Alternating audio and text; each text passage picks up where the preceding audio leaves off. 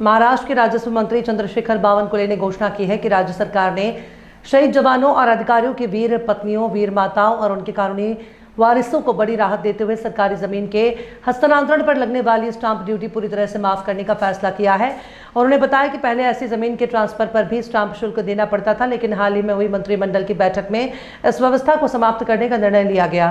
साथ ही उन्होंने स्पष्ट किया कि राजस्व विभाग से जुड़े मामलों में जहां स्टाम्प शुल्क को लेकर अंतर पाया गया है, वहां उसे सीधे घोटाला नहीं कहा जा सकता। मामले की जांच के लिए टास्क फोर्स गठित कर जांच शुरू कर दी गई है।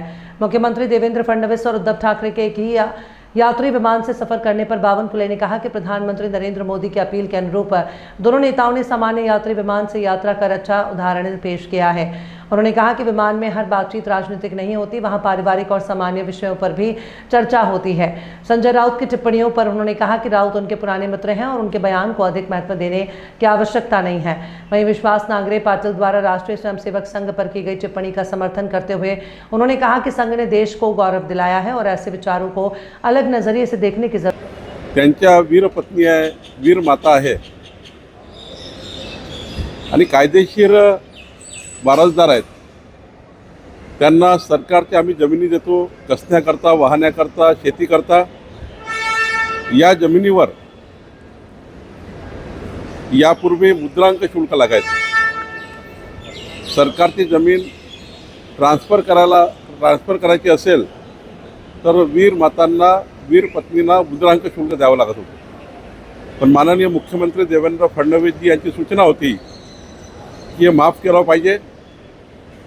महसूल खात्याने हा निर्णय घेतला आणि परवाच्या मंत्रिमंडळ बैठकीमध्ये आता वीर माता, वीर पत्नी आणि शहीद कर्मचारी अधिकाऱ्यांच्या परिवारातील कुठल्याही वारसदारांना स्टॅम्प ड्यूटी लागणार नाही, मुद्रांक शुल्क लागणार नाही, असा निर्णय सरकारने घेतला आहे। उद्धव ठाकरेंची पत्रकार परिषदेत असं म्हणाले की काल मुख्यमंत्र्यांचा जो प्रवास झाला एकत्र, त्यामध्ये आमची उच्चस्तरीय चर्चा झाली।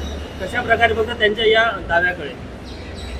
आमचे मुख्यमंत्री देवेंद्र फडणवीसजी आदर्श मुख्यमंत्री आहेत। माननीय पंतप्रधान नरेंद्र मोदींच्या आव्हानाला साथ घालून माननीय देवेंद्र फडणवीसजी कॉमर्शियल फ्लाईटनी, प्रवासी फ्लाईटनी दौरा करताय, प्रवासी फ्लाईटनी ये जा करताय। त्यांनी प्रायव्हेट फ्लाईट वापरलं नाही, हे आमच्याकरता आदर्श आहे। आणि मी उद्धव ठाकरेंचे आभार मानतो की त्यांनी प्रधानमंत्री मोदींच्या आव्हानाला प्रवासी फ्लाईटमधून येणं पसंत केलं, त्यांनी साथ दिली। शेवटी हे महत्त्वाचं आहे की देशहिताकरता एखादा निर्णय प्रधानमंत्र्यांनी घेतला असेल, त्या निर्णयाला उचलून धरणे। दोघांनी या ठिकाणी प्रवासी फ्लाईटमध्ये येऊन एक आदर्श उदाहरण तयार केलेलं आहे। चर्चा केल्याचा दावा केला त्यांनी, उच्चस्तरीय चर्चा झाली असं ते बोलताय। नाही, चर्चा तर फ्लाईटमध्ये बसल्यावर होत असतं, कधी पारिवारिक होतं, कधी कौटुंबिक होतं। प्रत्येक वेळी काही राजकारणाची चर्चा होत नाही आणि विमानात तर बिलकुल होत नाही, कारण विमानात इतके लोक ऐकणारे असतात की त्या ठिकाणी काय राजकीय चर्चा करणार आहे। हो का? संजय राऊत असं म्हणाले की एक वेळ शिंदे बावनकुळेंना पण म्हणेल की चर्चा घेऊन घे। नाही, संजय राऊत साहेब आमचे मित्र आहेत, ते काही बोलले असतील तरी माझं आयुष्य हे भारतीय जनता पार्टीला समर्पित आहे। 35 वर्षाचा प्रवास झाला आहे, जिना या मरणा या, त्यामुळं त्यांनी उपरोधिक बोलले असतील। हो, विश्वास नांगरे पाटील यांनी संघाविषयी स्तुती केल्यानंतर आज राज ठाकरे यांनी त्याच्यावर टीका केलेली आहे की आपलं पुनर्वसन करून घेण्यासाठी त्यांनी संघाची स्तुती केली। विश्वास नांगरे पाटील साहेबांनी जे काही भाष्य केलं आहे, मला वाटतं एक आदर्श संस्कार, संस्कृती असलेला आणि या मजबूत भारताला ज्या संघाने देशगौरव दिला आहे, आमच्या देशाचा मजबूत कणा संघ आहे, त्याबद्दल जर चांगले उद्गार काढले असतील तर मला वाटतं राज ठाकरे जी असतील किंवा अजून कोणी असतील यांनी वेगळा विचार किंवा वेगळं पाहण्याची गरज नाही। सर, उद्धव सामंत यांनी एक स्टेटस ठेवला सीएम हातात हात घालून असल्याचं, काय नेमकं संदेश कसं बघता तुम्ही? कुठे एकनाथ शिंदे यांनी मुख्यमंत्र्यांचा एका हातात हात असलेलं एक स्टेटस त्यांनी ठेवलेला काल, ज्या पद्धतीने प्रवासानंतर त्यांनी प्रवासानंतर स्टेटस ठेवावं लागतं। ठीक आहे, त्यांनी आपली भावना व्यक्त केली असेल, पण आम्ही एकत्रच आहोत. एकनाथजी, आम्ही, देवेंद्रजी शेवटी इतके घट्ट बांधलेलो आहोत की मागच्या 30 वर्षाची भाजपा शिवसेना युती आहे आणि अधिक मजबूत आहे.